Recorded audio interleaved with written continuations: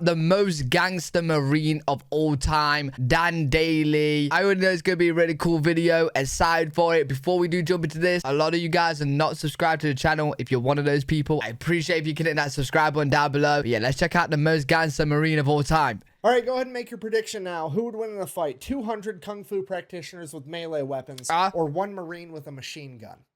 Aye. Today we're talking about the most gangster Marine. So if you was actually a betting person, you're gonna bet the 200, right? 200 to 1, even though the one's got the gun. 200, bro.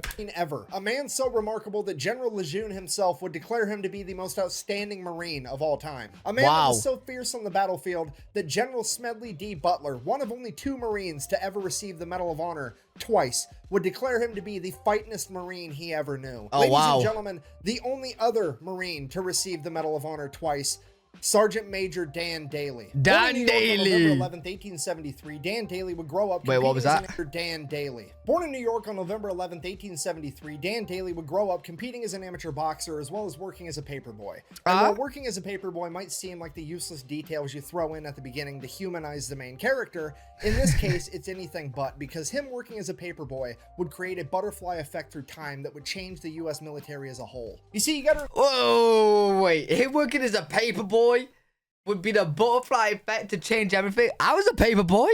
Well, where's my butterfly effect? What am I going to change? Remember that this is the late 1800s and information and news didn't spread the same way it does today. So working as a paperboy back then meant that he always got the newspaper, meaning that he had more information at his fingertips than 99% of the population. Because of this, he would be able to closely follow the exploits of future President Theodore Roosevelt and his famous Rough Riders all throughout the Spanish-American War. And this Interesting.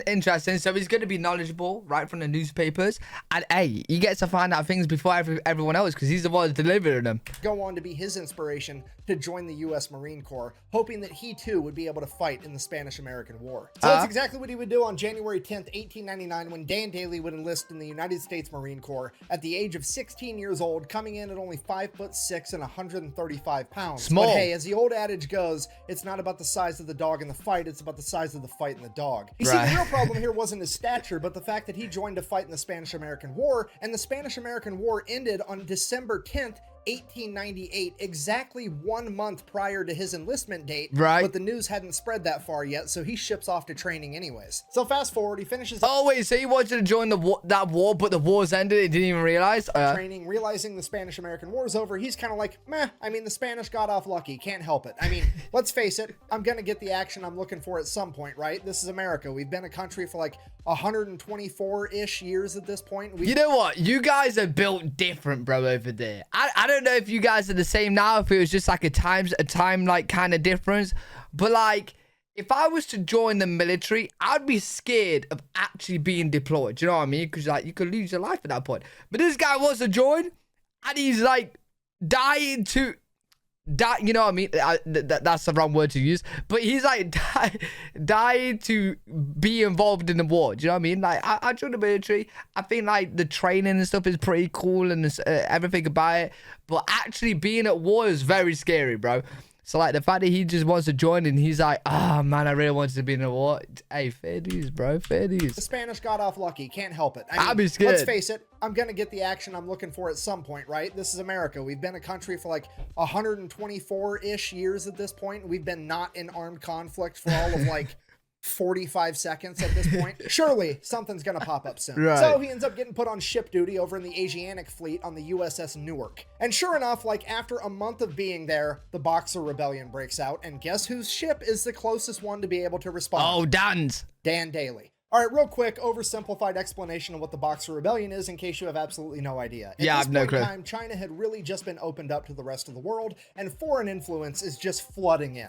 You have Western businesses going in there trying to make money. You've got Western governments going in there being like, hey, you guys want some democracy? And then you had missionaries going in there also trying to spread Christianity. And all of this influence came so fast, so quick, that a large portion of the Chinese population felt that it was too much, too soon, and they started to push back and started a nationalist movement. Part of this nationalist movement was a bunch of young men that practiced Kung Fu. Now, to somebody from the West, Kung Fu looks an awful lot like shadow boxing, so they just referred to these young men as boxers, hence the term Boxer Rebellion. These boxers got together, started their own little club called the Society of the Righteous and Harmonious Fist, and then proceeded to run around beating the shit out of and or killing every foreign diplomat, businessman, and missionary they could find. What? And it is at that point that the Marines get sent in. So Private Daly and the rest of the Marines show up to Peking, China, which would later go on to become known as Beijing, the capital of China, at which point they promptly and immediately take over a large legation center on the southern border wall of the city, known as the Tartar Wall. They then gather up all the refugees they can find, get them inside the legation center, and set up a defensive perimeter.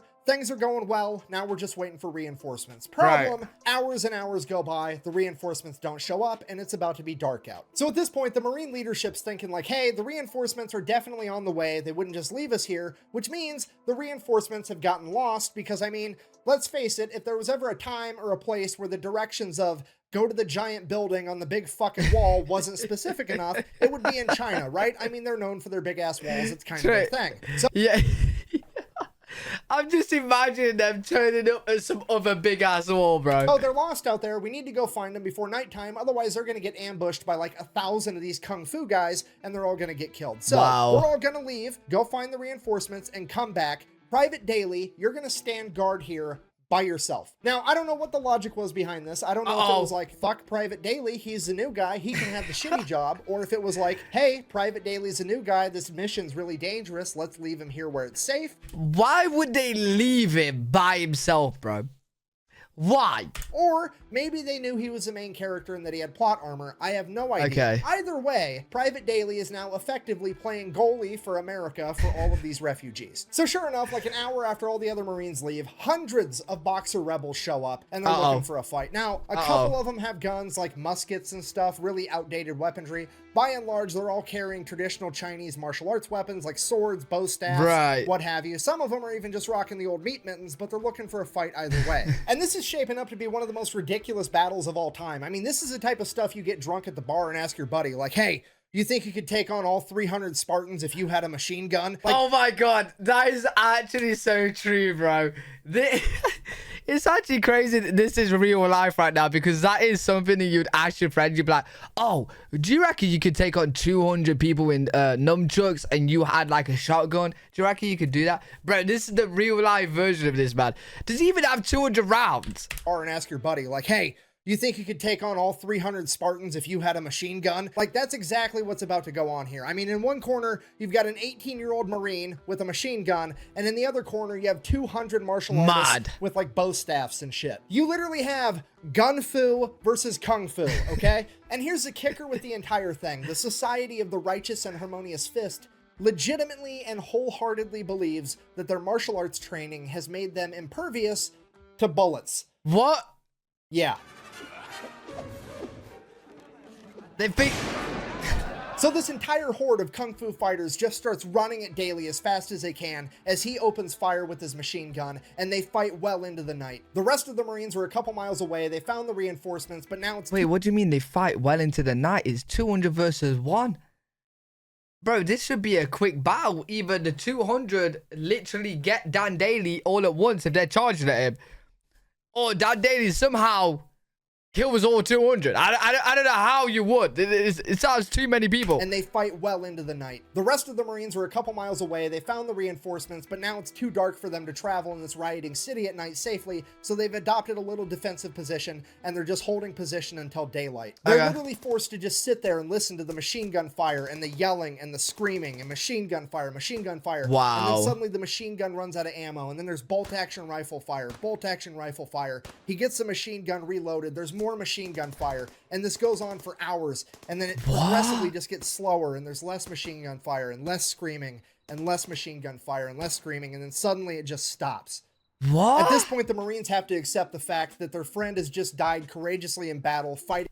Listen, right? If 200 people are running at one person, that one person can't take out all 200. And why would the 200 stop? They may as well just charge at him, right? And overwhelm him. I need to see visually what went down. At this point, the Marines have to accept the fact that their friend has just died courageously in battle, fighting an entire mob by himself because they left him alone. And all the civilians that they've been tasked with protecting are going to be slaughtered. And now all they can do is sit there and wait for the sun to come up. So the sun comes up and the Marines start making their way back to the legation center, but they're kind of dragging their feet because, well, they know what they're going to find. They're really just there to recover the remains of Private Daly and make sure that those are taken care of. And they start making their way there. And as they get closer, they're like, man, Private Daly really took out a lot of these guys. That's impressive. And they get closer and like, holy shit. He took out a ton of these guys. This is the most aerodynamic mass grave I've ever seen. What? And they get to the top of the wall, and there's Private Daly smoking his pipe, leaning up against his machine gun, and they're like, holy shit, you made it. He's like, yeah, why wouldn't I? Well, we heard the machine gun stop firing, and we just assumed that you'd been killed. He's like, no. I only quit firing because they quit coming. Dan Daly has effectively pulled off the impossible. He has single-handedly defeated 200 rebels by himself, saving all of the civilians as well as saving the day. This guy, bro, if there's not a movie on this guy, then someone is tripping in the headquarters of movie productions, bro. Hey, whoever produces movies, this needs to be a film. It actually does. The Marines are like, holy shit, we're going to nominate this guy for the Medal of Honor because this is incredible. All the businessmen and the delegates are like, oh my God, we've seen what one Marine can do, and now we've got 1,200 Marines. We're definitely going to make it out of this alive. Hooray. And all the missionaries are like, oh my God, this is not what we meant when we said we wanted to make these people more holy. Shortly after this, Dan Daly would be awarded his first Medal of Honor for the battle, and then he would go on to continue serving in the Marine Corps as if nothing had happened. Okay, fast forward 15 years, now Gunnery Sergeant Daly has been involved in every military conflict the U.S. has for the past 2 decades. He is one of the most experienced combat veterans in the entire U.S. military, and he is a living legend in the Marine Corps. Of course. And on October 24th of 1915, Gunnery Sergeant Daly would find himself leading a platoon of men through Haiti during the Cocos Rebellion. Just after his entire company would cross a river, his entire company would be attacked on all 3 sides by over 400 Cocos rebels, forcing them to... Hey, listen. Look, what Dan could do here, he go off by himself, take 200 on, and then his whole entire group can take on the other 200. Boom, easy. Their company would be attacked on all 3 sides by over 400 Cocos rebels, forcing them to retreat back into the river. And while doing so, the horse carrying the crew-served machine gun would be shot and sink to the bottom of the river, as the remaining Marines continued to cross the river before adopting a defensive position to repel the attack until nightfall. It is now pitch black outside, and Gunnery Sergeant Daly knows as soon as the sun comes up, they are going to get attacked again, and the only chance they have is to get that machine gun back from the bottom of the river. So he takes off by himself in the dark of night, goes all the way back to the river, and just begins diving to the bottom of the river, trying to find this dead horse with the machine gun strapped to it. And after hours of trying, he finally finds this horse, brings it by himself, to go down, untie the machine gun, come back up for air, go back down again, getting pieces, ammunition, the gun itself, the tripod. He gathers up all of this stuff, gets it out of the river. Who is this guy, bro?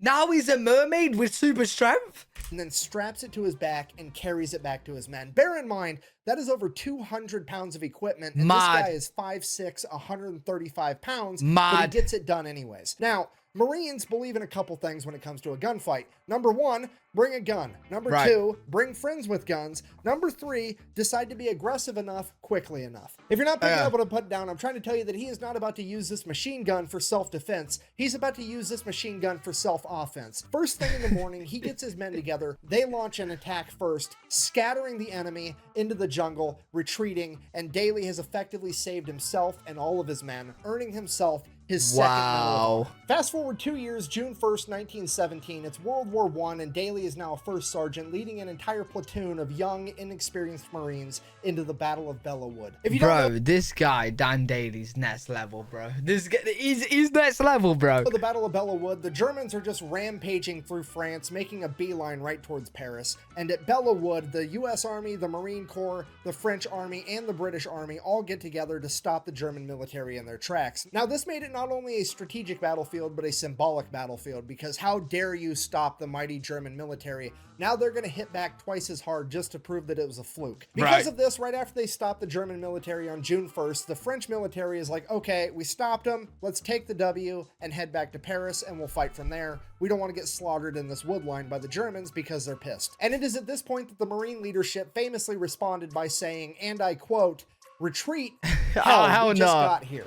And then the Marine Corps pretty much dons their gas masks, fixes bayonets, and proceeds to fight their ass off for the next 26 days straight. Wow. Okay, here's what I need you to understand. On paper, the Marine Corps... Bro, I'm telling you, right, this is why everybody just, like, when you hear the word Marine, you automatically think badass.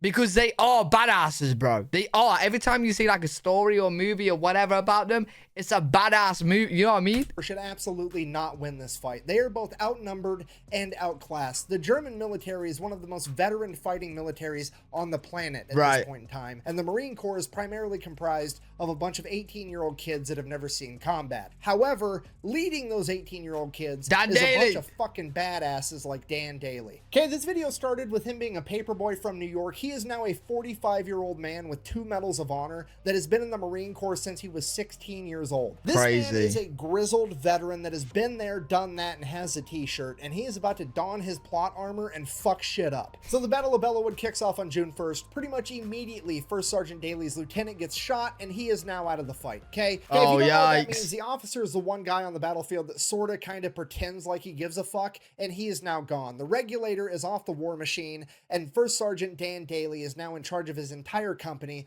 unopposed. Right. Fast forward, June 5th, German artillery strikes the ammunition depot, lighting everything on fire. Dan Daly leads his entire platoon in, sets the fire out, prevents all the ammunition from exploding, saves the entire battle. Fast forward 5 days... Bro, he's just saving everything, bro.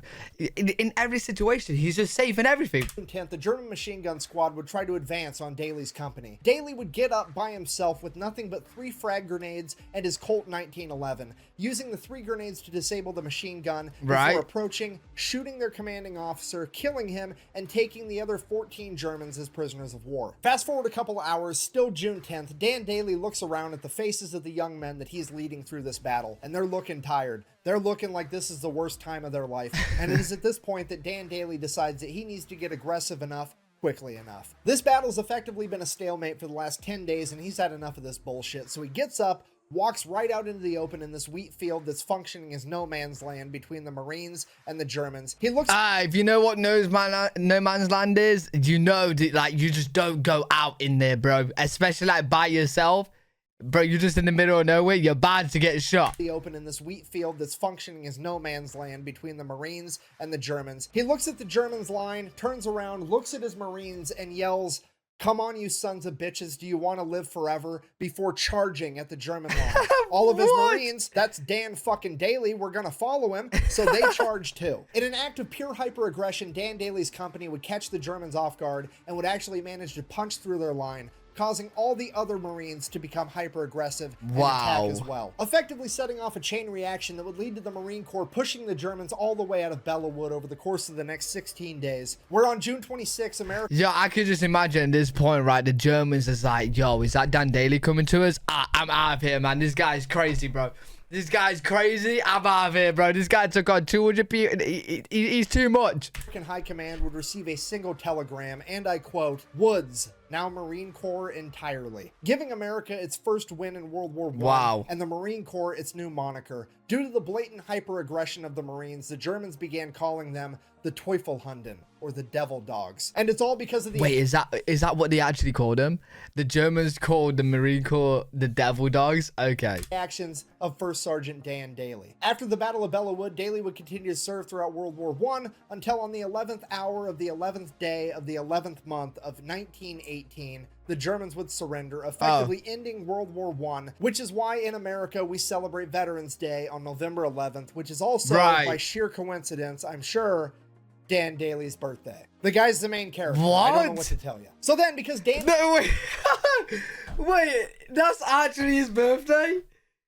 No, he is the definition of the main character. Daly was like the badass at the Battle of Bellewood. He gets put up for yet another Medal of Honor, potentially becoming the first man in American history to pull off the Medal of Honor hat trick. Oh, wow. Getting the three-peat. Absolutely everybody that was there that day all signs off on it. His men, his chain of command, they do the paperwork, they send it off to DC to get this man his medal. Then the political side is like, no, absolutely not. We don't care if he earned it or not. It's not about getting what you deserve. It's about doing what we think is fair. And we don't think it's fair that he should get 3 medals of honor, so we're just not going to give it to him because we said so. Go fuck yourself. So technically, he has 3 Medal of Honors. You know what I'm saying? Because, like, he was supposed to get it, but they was like, nah, it's too much. He shouldn't have 3. Why did they give him, man, bro? This guy's insane. Instead, they go ahead and they give him the Distinguished Service Cross and the Navy Cross, which, if you don't know, both of those are like tied for the second highest military honor, because apparently second plus second equals first, I guess. Anyways, so he gets those instead. And then, bear in mind, this is 1919, right after World War I. Like a month later in 1919, the military creates a new law that you're only allowed to earn 1 Medal of Honor. Okay, Dan Daly is so fucking gangster, they literally had to change the rules on how many times you're allowed to achieve the highest honor in the military. Okay, that's actually pretty cool. That, like, it's annoying for Dan because, like, he should have 3, but the fact they've changed it because Dan is so much of a badass. Like, wait, you know the Medal of Honor can only 1 person get? Like, how does it work? How does it work? Like, I know if you do something like what he just did in this video to get the Medal of Honor, you gotta do something like heroic or whatever, or crazy, or just, you know, you've done a Dan Daly, you've taken on 200 people at once to save everyone. Is it like 1 every year, or is it just given out random, or like, you know what I mean? Because why can only 1 person earn 1 now? You should be like, if you're like Dan Daly, you should be able to get as many as like all the good, you know, stuff that you do, right? Like, this guy literally was one of the main reasons why the Germans surrendered, or like he was heavily involved, and he did, you know, he did the run across the field. He should get the Medal of Honor for that. After World War I, he would retire as a sergeant major, having turned down becoming a commissioned officer on multiple occasions, citing that he would rather be an outstanding sergeant than just another officer. He would then go on to work as a bank security guard, where for 17 years he would be the living embodiment of the world's shittiest lottery ticket for anybody dumb enough to try to rob that bank.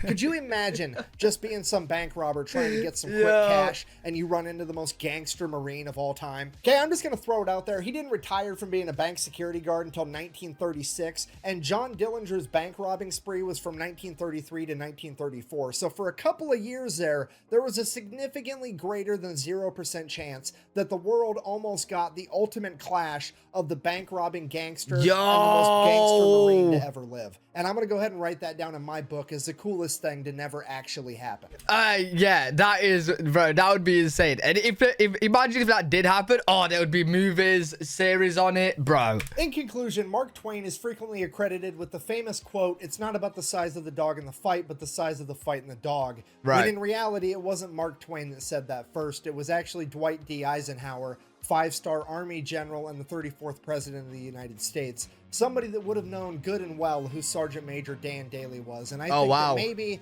just maybe, he was on about him. 5'6", 135-pound devil dog on his mind when he came up with that quote. Wow. Thank you for watching. Best way to support channels. Bro, what a man, what a Marine, what a story. Really enjoyed that. Let me know what you guys think in the comment section. If you guys enjoyed, make sure you leave a thumbs up, subscribe for more content. I'm live every single day on twitch.tv/Alfred. If you guys want to check me out over there, I'll see you on the next one. Peace.